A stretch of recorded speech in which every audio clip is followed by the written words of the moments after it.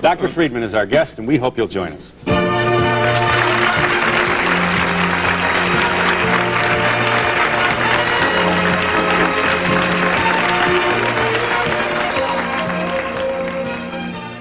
You're not going to condemn regulations regarding emission and... I certainly am. Of course I'm going to condemn them. Why not? Because if we don't have them, you're not going to be able to breathe, and you and I will not be in our senior years able to sit around and argue with each other. Well, those are assertions. They are statements that are made, but they are far from being correct. The fact is that pollution was going down long before we had any emission requirements, and it would go down without them. There is a case for doing something about pollution, but the way we've been going about it is the wrong way. Is there a case for the government to do something about it? Yes, there is a case for the government to do something about it, because there's always a case for the government to some extent when what two people do affects a third party. There's no case for the government whatsoever in mandating airbags, because airbags protect the people inside the car. That's my business. If I want to protect myself, I should do it at my expense. But there is a...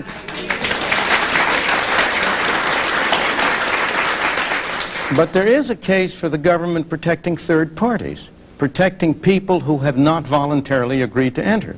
So there's more of a case, for example, for emission control than there is for airbags. But the question is, what's the best way to do it?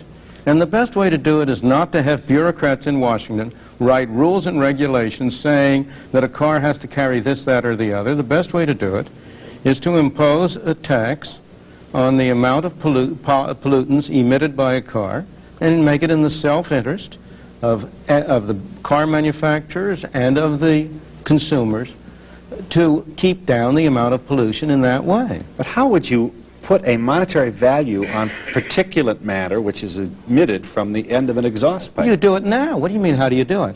You now require people to spend something like $500 per car for the purpose, supposedly, of reducing particulate matter, which means for the purpose of giving them an incentive to disconnect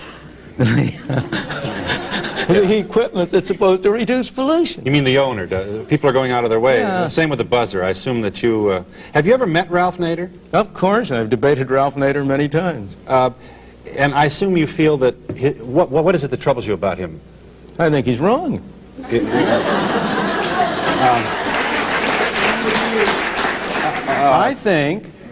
I don't have any doubt about his sincerity, but I think sincerity is a much overrated virtue. I think what troubles me about him is that he wants to run my life for me instead of letting me run my life. Let's just take a couple of things. If it weren't for Ralph Nader, we would still have those ornaments on the hoods of cars which impale babies and women and children crossing streets. We would still have an auto industry which is totally focused on cosmetics at the expense of sound automotive engineering. We would still have we'd still have an automobile business and its ancillary supplier of tires with difficulties that would be sent out to the public without regard to any problem at all of being asked to account for them. You know, the problem with claims like that is that they don't stand up to the facts. Now, take the most famous case. You know Ralph Nader got his start by a book called Unsafe at Any Speed. It referred to the Corvair. Do you know that 10 years after he launched his attack and persuaded the public at large that the Corvair was an unsafe car, the federal government finally got around to investigating the safety of the Corvair. And its official report concluded that the Corvair was a perfectly safe car, just as safe as the alternatives available, and that Ralph Nader's claims were completely unjustified. Yeah. Why? So that similarly with all of those extravagant claims, which I know you're not making on your own behalf, you're the devil's advocate, and a very good devil, too. Thank you, I think. And a very good advocate, too. So, but the trouble Excuse with me, all I just want to make this point, Professor Friedman. You are using the United States government, whose post office is often referred to by you in columns, in speeches, and in writings as an example of what happens when you give what ought to be the private enterprise's business to the United States government. Now you turn around and use this United States bureaucracy to support your defense of Ralph Nader. I mean, why should I have any more confidence in the government's review of the Corvair than in the government's operation of the post office? You shouldn't. I have no more confidence in Well, you that. certainly cited it to I beg your suggest. pardon. I just have as much confidence in it as I do in Ralph Nader's evaluation. So we're evensies then. That's right. So All then I say either is then there is no evidence. No one, neither Ralph Nader nor anyone else, has ever presented any evidence that justifies his charges. No one has presented evidence to justify the kind of charges you're making, and those charges are simply untrue. It is not a fact that the world would have come to an end but for Ralph Nader. But more important, take one of those charges, that the cars would be devoted to cosmetics. If people want to spend their money on cosmetics, why shouldn't they?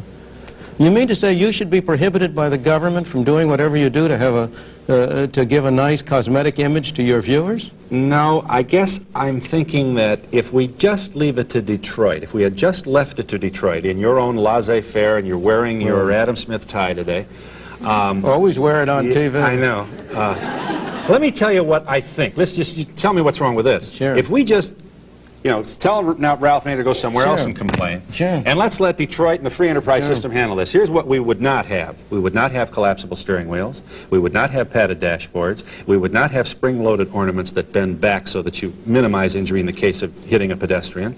You would not have. I'm Well, sorry. first of all, I have no reason to suppose that's true. Long before Ralph Nader came on the picture, the automobile industry had made cars increasingly safe. Brakes had become better. The protection and the bumpers had become better. The doors had become better. When it turned out they were defective, the automobile industry introduced them. Almost all of the developments in automobile in that direction had arrived and were on the way long before Ralph Nader came along. But if you didn't have Ralph Nader, if you hadn't had that movement, you also would have cars considerably cheaper. You'd have them available to a much wider range of people. They would be using less gas than they do now, not more gas than they do now. After all, the thing that amazes me about people who make statements like this is their neglect of history.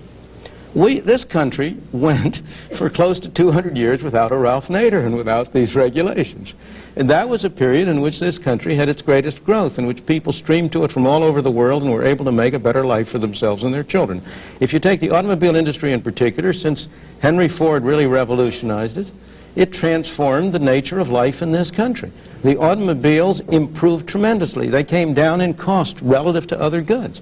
The effect of the kind of regulations you now have has been to make automobiles not more safe, but less safe. Why? Because by making them more expensive, they make it pay to keep an old car on the road longer. The average age of cars on the road has gone up. And old cars are less safe than new cars.